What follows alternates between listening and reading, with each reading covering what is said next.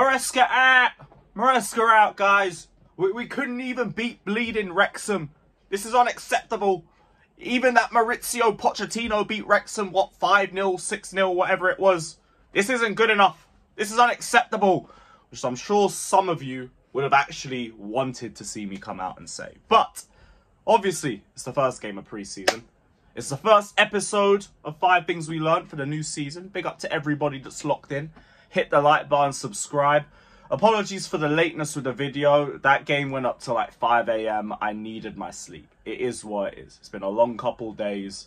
I'm delving into all of that. But it is good to be back. It's good to be back in the swing of things. Nice game to kick off the Enzo Maresca era. We saw literally 2 different teams, 2 different halves. And yeah, plenty of topics to get into in this game. So big up to everybody that's locked in. Hit the like button, subscribe, all of that crap. Let me know your thoughts down in the comment section below. Obviously, like I know we've heard a lot of stuff from rivals about, oh, you couldn't even beat Wrexham and all of that. Look, I genuinely don't care. Genuinely don't care. These players are clearly getting up to sharpness. They're learning a new system. These guys traveled to America like 24, 48 hours before kickoff. Their body clocks are still at 4 AM. And Wrexham literally played like 3 games leading up to this. So they got better sharpness than we are. Don't care. Don't care. This game was just about seeing individuals, trying to get an idea of how we want to play.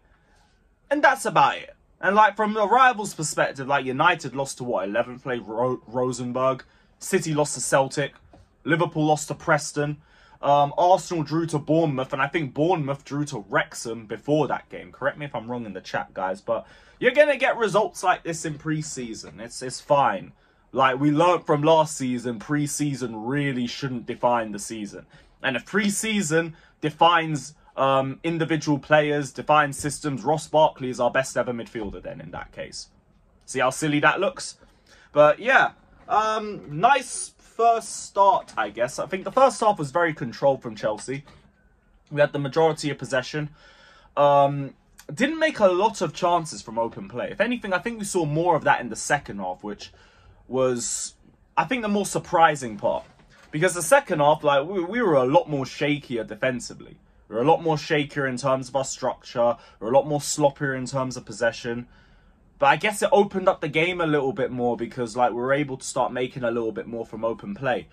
First half, though, like, I do think it was the better one out of the 2. Just because, like, we had a stranglehold on that match. I thought we were, if anything, we just really needed to try and make a little bit more from open play. That was it. But we got a goal from Nkunku in, I think, the 35th minute. We did really well on set pieces as well. Like, that was going to be my first point, so I'm just going to drop that now. Could already see an improvement in set pieces compared to last season. Like, in the first half, we had about 3-4 set pieces in a row. And all of them look threatening. All of them look threatening. And I don't think there was a single period last season where we even had a string of successive set pieces that led to chances or led to goals. And Nkunku, though, he got the first goal. I think it was a deflection building up from a corner or a free kick. But, like, that's just Nkunku all over. In the box, that brother just knows where to be. And it shows even last season with the limited minutes that he had, he was still able to get more goals than starts. Even with his mad injury record last season. I thought Lavia looked very good too. Lavia looked good. Guiu was good. Madueke was... he was good in take-ons. More frustrating in terms of the end product. But obviously, pre-season, don't care. Like, you'll get better, you'll improve, all of that crap. Second half, like we said, all change everywhere except, I think, Chukwuemeka staying on the pitch. You had Sterling, Ugochukwu, Broja, Chilwell, Gusto, Fofana, Akipong, I think I pronounced his name correctly, Andre Santos, Angelo Gabriel, and Bergstrom jumping onto the pitch. And if anything, first 10 minutes, I actually thought we weren't that bad. Like, we were really threatening them. Angelo Gabriel as well, by the way, my second point. He looks so good. He looks so good because he was still winning the take-ons similar to the way Noni was, but he had the end product to match. He was a little bit more threatening with his final delivery, where I think Noni had a bit more of a frustrating first half. I think Ugochukwu struggled a little bit. Was very sloppy with his passing and his play in possession, but eventually got the equaliser after Wrexham grew into the game after that first 10 minutes. 2 very, very sloppy goals conceded. The first one, like, the whole defence just shut off. I think Ugochukwu got caught in possession. I don't know if it was for both goals or if it was just for one of them. I can't really remember too tough. But the whole defensive line just fell asleep. Like, yeah, it was just really surprising for that one. And the second one, Bergstrom's got to do better. And arguably, he can do better for both. The reason why there isn't a single point just focused on Lucas Bergstrom is because that brother was respectfully probably going on loan or getting flipped anyway. Like, just, yeah, shouldn't be in the first team. Shouldn't be in the first team. Because his diving was so slow. So slow. But, there was a couple chances for Wrexham to even make it 3-1. Like, our defensive structure was very, very shaky in that second half. But they didn't bury us. Broja, for all of his issues in game, managed to bag an assist for us for Ugochukwu. And we leave the game at 2-2. Which, cool. Cool. Like I said, I know people are going to try and start cooking us because, oh, we couldn't beat Wrexham and all of that. It's our first pre-season game. Miss me with that crap. I do not care. From what I saw, like, there was controlled possession-based football, which the players are still coming to terms with and trying to understand their roles and, like, how to break down teams and all that system. And, like, that's going to take time, so I don't care. We ain't gonna rip players or the manager for that immediately. What was this third point I wanted to get into? Because I've done 2. Marc Guiu. That was it. Marc Guiu. Very, very impressive first start for him. He was always about. He was always causing problems for the Wrexham back line. He was stretching the defence wherever he could. Pressing everything with a red shirt. Just unlucky that we couldn't really make anything clear-cut for him. But it was a really nice, bright, energetic first start for him.